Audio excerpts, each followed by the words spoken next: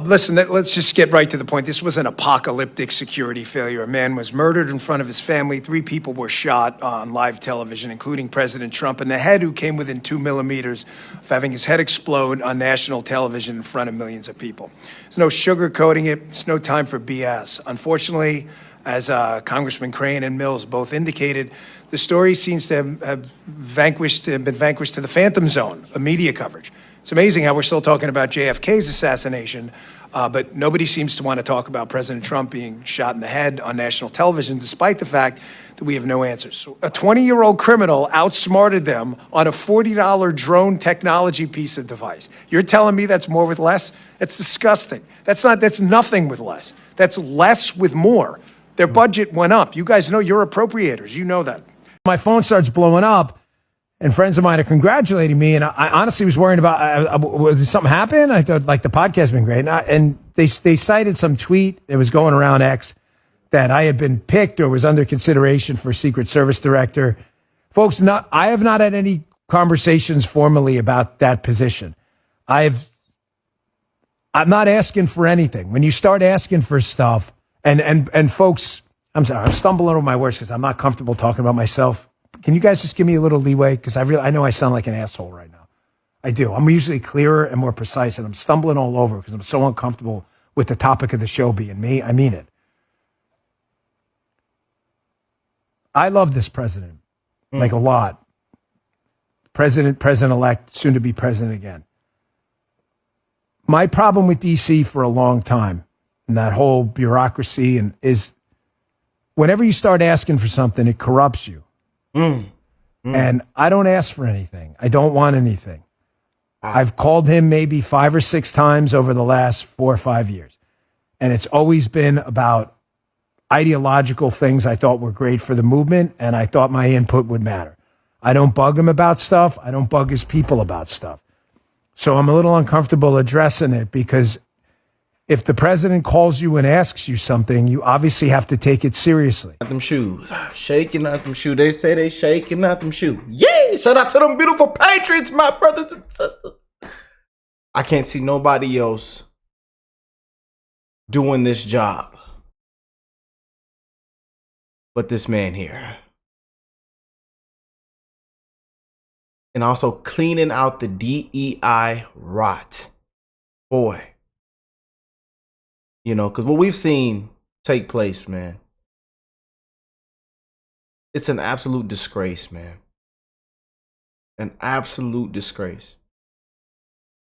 But boy, I couldn't wait to get into this video, man. Brother Dan, you up next, brother. Dan Magina, you up next, man. And we're going to put it on the floor. Them beautiful Patriots, we're going to put it on the floor. We're going to put common sense on the floor. DEI got to go. Didn't earn it, not qualified. Drunk entire inventory. Y'all drunk as hell. Y'all got to go. And it go far beyond the corruption. Inside jobs. We don't know what to expect next, man. Prayers for this Trump team, this Trump campaign, this Trump administration. We don't know what to expect next. The deep state is shaking out their shoes right now. They on suicide watch over there. Woo! I had to bring y'all another one, man, for the night, man. Y'all hit that like button, subscribe to the channel if you're new here. We're going to have fun. We're going to keep it real. A lot of people ain't going to come on here and keep it real, man. But boy, they losing it right now. They shaking out their shoes. Shaking out. Hey, shake. You know what I'm saying? We're going to get it down. We're going to checkmate, baby. What y'all think of all the picks so far? What do y'all think of all the picks so far? I didn't like that we got the, what's it called? The woke, you know. Damn, Rick Scott. Rick Scott, brother Rick. God damn. They trying to, you know, they trying to get them some kind of possible breathing room, you know, some kind of Well, let's get into it, man. Let me stop all this yapping and japping and rapping and japping.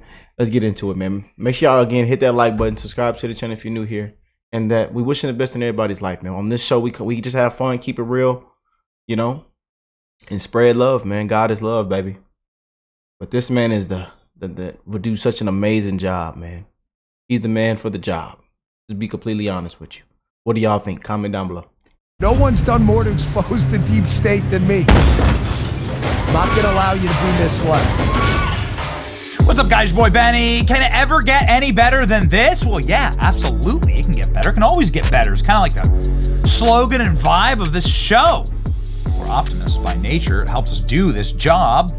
Ladies and gentlemen, deep state urchins, roaches, snakes, and orcs are screaming demon screeds as they all self-deport from Washington, D.C. According to Politico, they're terrified.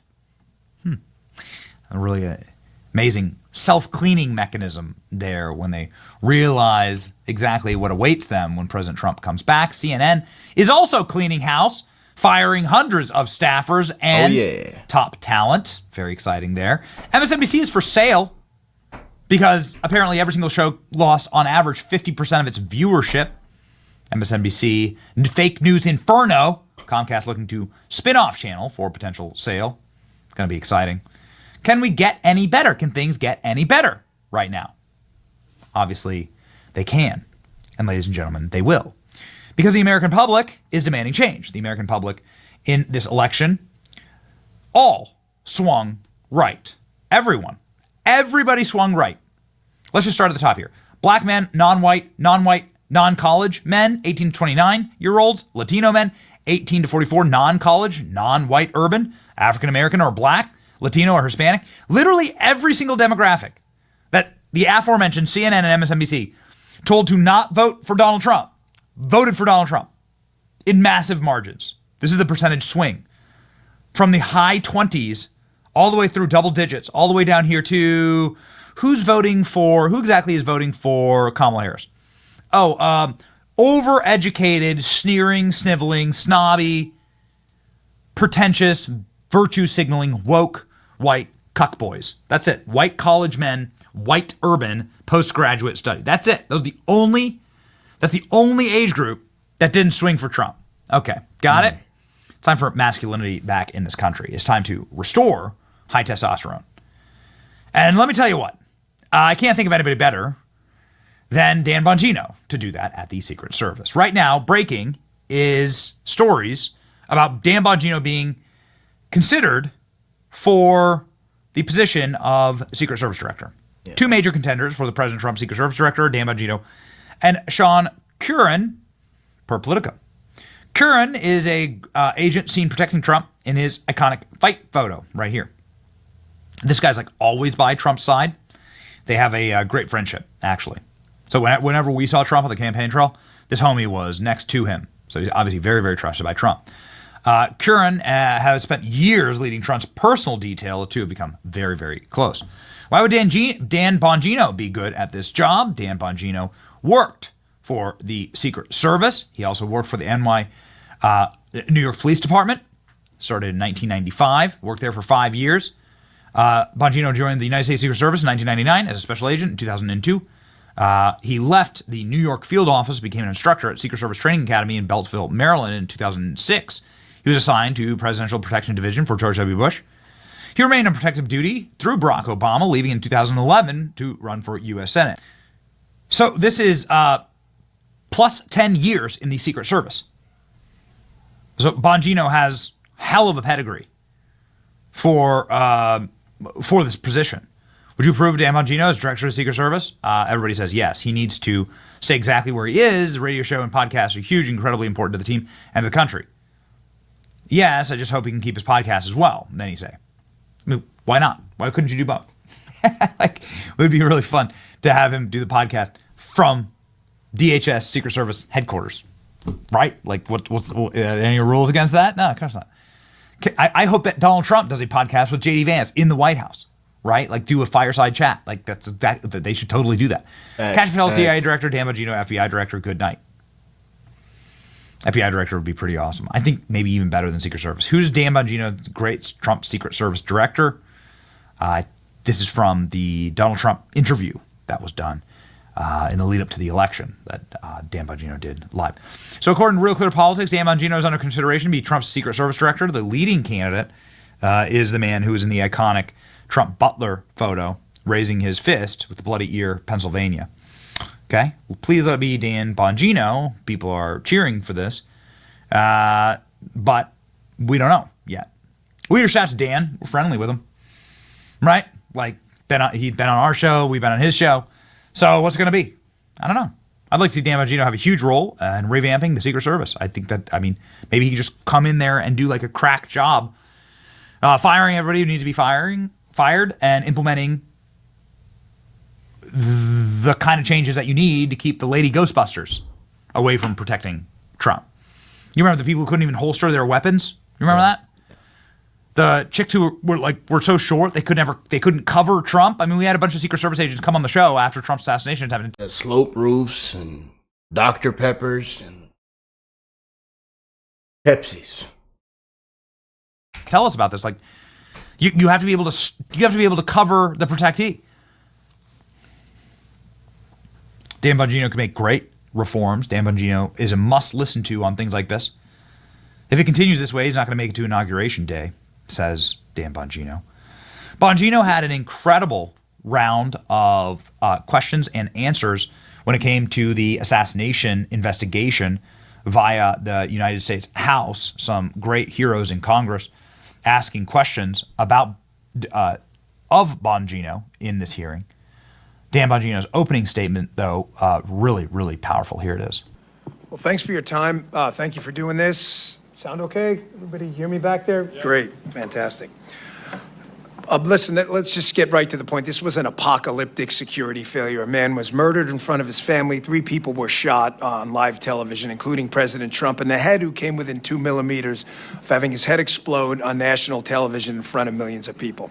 There's no sugarcoating it. It's no time for BS. Unfortunately, as Congressman Crane and Mills both indicated, the story seems to have been vanquished to the phantom zone of media coverage. It's amazing how we're still talking about JFK's assassination, but nobody seems to want to talk about President Trump being shot in the head on national television, despite the fact that we have no answers. So I have 5 minutes, so I want to keep it quick, and I want to make 3 points. I worked in the Secret Service for 12 years. I loved it. I worked with some really amazing men and women who gave everything. I mean, a couple of them literally gave everything. I know guys who've gotten bizarre diseases overseas, like chikungunya fever and protection operations. Everybody gave a little bit of something in the Secret Service, and it was a real honor to say I was part of it.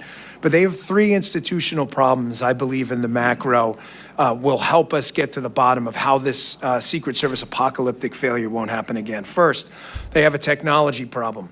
The joke in the Secret Service, which is sadly no longer funny when I was there, and it wasn't funny then either, is they rely on yesterday's technology tomorrow. Think about that. Yesterday's technology tomorrow. Everything from computer systems that waste agents' times, filling out time and attendance records they were doing, to Congressman Crane and I discussing the fact that they only implemented slings, a technology as old as the wheel, about, 5 or 6 years into my time in the Secret Service, which is embarrassing. The weaponry was old. Everything was old. These are things I would have talked about sooner if they didn't create a security crisis, and I obviously didn't want to air them publicly. Now you're seeing what happens when you don't have a drone up at a site you could have bought for $39.99 on Amazon. Second, another adage in the Secret Service, you've heard even the new acting director discuss, is the more with less approach. There is no more with less. There's less with less, okay? The Secret Service more with less approach only works if you produce more. That's how capitalism works. You produce a flat screen TV that was probably 20 years ago, $10,000. It's $200 at Walmart now. They produce a better TV with less. That's not what the Secret Service did. They produced less with more. They were given more money and produced less. A 20-year-old criminal outsmarted them on a $40 drone technology piece of device. You're telling me that's more with less? That's disgusting. That's nothing with less. That's less with more. Their budget went up. You guys know, you're appropriators. You know that. Third, and I'll wrap it up with this, turn it over to Mr. Prince. The investigative mission, the Secret Service, that they're telling you they need to make them better agents is total crap. That's garbage. Their agents are talented, smart people. They can figure out how to do protection without running out cheap $20 counterfeit notes at 7-Eleven on a Friday night while the president's getting shot in the head. How is it we have a DEA, we have an FBI, We have TIGTA, the IRS, CBP, and 1,000 other entities with a $6 trillion budget, which I know a lot of you guys have been fighting against this grotesque spending. $3 billion goes to the Secret Service, and we're wasting time running out counterfeit notes. It's a serious problem, counterfeiting. Granted, it might be a legacy item. They started doing counterfeiting. That's not what we do now. Get rid of the investigative mission, turn it over to other people, let them do what they do best and should do best. Protection. Thanks a lot for your time. Thank you for doing this. Thanks to the panelists as well and everyone attending. Appreciate it. I want that guy Yeah, we all want that fella. Clean it out, Dan. Clean it out. in charge of the Secret Service. Like, obviously, Dan Bongino's thought this stuff through more than anybody, more than me, Clean it out. because of what he's done, because of what Bongino's done for a living. Bongino is asking the tough questions surrounding the assassination attempts. Where were the counter snipers? Where's the counter surveillance? Where's the drone surveillance? Where'd the guy park? How did he walk in with a rifle to the fence line? How did nobody see him? Why were there no post standers at each hole, right? Yeah. It'd be great because I have a feeling that President Trump, God help us, but you've got that same feeling I do. President Trump is so unbelievably powerful right now. I have a feeling there are some major dark forces that want to do bad things. And And this is why I tell you guys, man, prayers for Trump, man. Prayers for his family, his team, his campaign, his administration. Prayers, man. We don't know what to expect next. And that's the sad truth. Prayers, you guys. We don't know what to expect next. And there's been a lot of, conspiracy, prophets and all kind of stuff. Y'all been sending me all kind of stuff. And I can't mention it on here, but and that's why I just say prayers, man. But I think this is, it does look turned down. It does look like everybody's smiling in his face. But that's when, something just,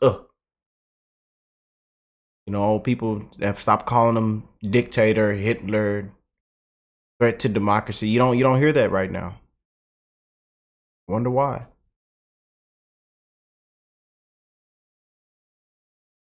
We need a heavy hitter in there, y'all. We do. And it's just clean it out. Clean it out, man. DEI rot, man. the country, and we're going to need major protection for this guy. So Facts. pray. Facts, man. Prayers for Trump. Now let me know how y'all feel about this. And I will catch you beautiful people in the next one, y'all. Peace and love, family.